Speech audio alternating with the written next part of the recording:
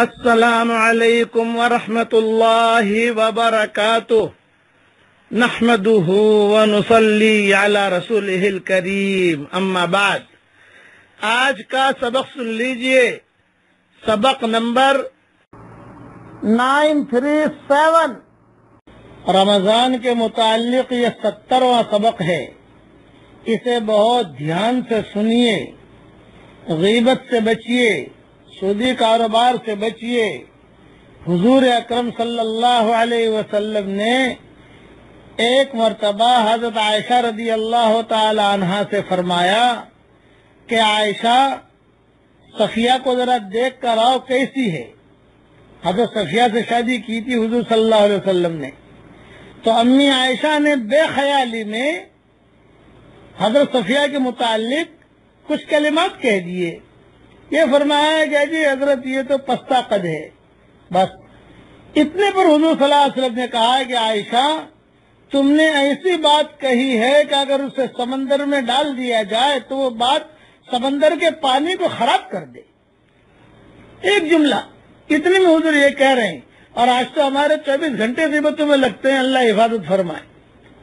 کیا آدمی سو کر اٹھتے ہی فوراً غیبت شروع کر دیتا ہے، کوئی میٹر ہو کسی کی تو فوراً شروع کر دیتا ہے، اور خاص طور سے آج کل موبائل کی دنیا ہے، واٹس ایپ کی دنیا ہے، تو لوگوں کے بارے میں برائی سے باتیں کرنا، اس لیے غیبت سے بچیے۔ حضور صلی اللہ علیہ وسلم نے اتنا کہہ دیا کہ عائشہ، تم نے تو ایسی بات کہی ہے کہ اسے سمندر میں ڈال دیا جائے تو وہ بات سمندر کے پانی کو خراب کر دے۔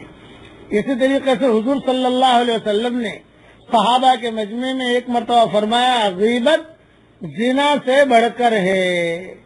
صحابہ نے حیرت سے سوال کیا کہ حضرت یہ کیسے؟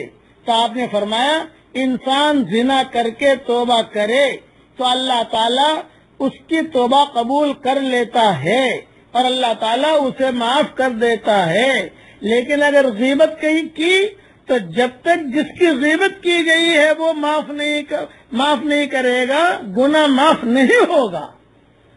عبداللہ نے عبد الرحمن کی غیبت کی تو عبد الرحمن کے پاس جا کر معافی مانگنی پڑے گی اسے کہ بھائی تو مجھے معاف کر دے۔ اب کتنے گناہ لے کر حشر کے میدان میں آدمی آئے گا؟ اس کے لیے دوسرا یہ کہ زنا آدمی کرتا ہے تو زنا کو تو گناہ سمجھتا ہے اور معافی مانگ لیتا ہے، غیبت کو گناہ نہیں سمجھتا۔ آج کل ہمارے معاملے معاشرے میں اور ہمارے حالت یعنی جو ماحول چل رہا ہے اس میں غیبت کو گناہ سمجھتا ہی نہیں آدمی، یہ اور برا۔ اور قبر میں جو عذاب ہوتا ہے وہ عذاب بھی غیبت کی وجہ سے ہوتا ہے۔ حضور صلی اللہ علیہ وسلم تشریف لے گئے کسی جگہ تو 2 قبروں کے اوپر سے گزر ہوا، دونوں کو عذاب ہو رہا تھا۔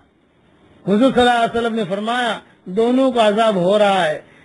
تر ٹہنی منگوائی حضور صلی اللہ علیہ وسلم نے، گیلی ٹہنی، اور گڑوا جیوں کا جب تک یہ گیلی رہے گی ان کا عذاب ہلکا رہے گا۔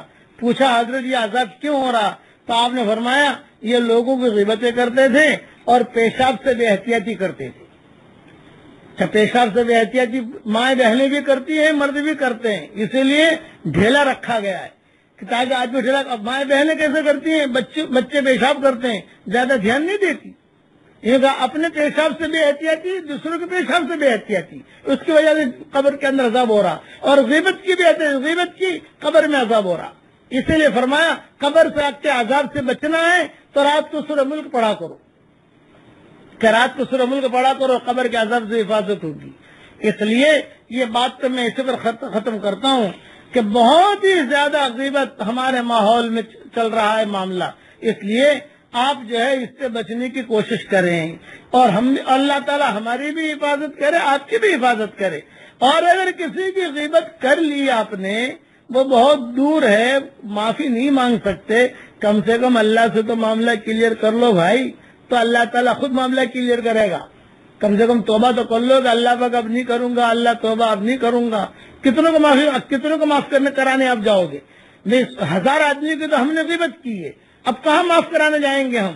اس کے لیے یہ آسان نسخہ بتاتا ہوں کہ آج سے غیبت چھوڑ دیجئے اور اللہ تعالیٰ سے کہیے کہ اللہ جس کی غیبت کی ہو، اے اللہ تو معاف کر دے، اس کے دل میں ڈال دے، وہ اللہ اسباب بنائے گا، اس کا فکر نہ کرے۔ اگر کوئی مر گیا ہے، اس کی غیبت کی تھی آپ نے، اس کی زندگی میں مر گیا، معافی مانگنے کے لیے کہاں جائیں گے آپ؟ وہ تو مر گیا بیچارہ، وہ عورت تو مر گئی، اس کے لیے استغفار کریں۔ یہ علماء نے لکھا ہے کہ اس کے لیے خیر خیرات کرے، 2 روپے مسجد میں دے دے کہ اللہ پاک میں نے فلانی کی غیبت کی تھی اور وہ تو جو مر گیا، اے اللہ 2 روپے میں صدقہ کرتا ہوں، یہ صاحب اس کو پہنچا دے.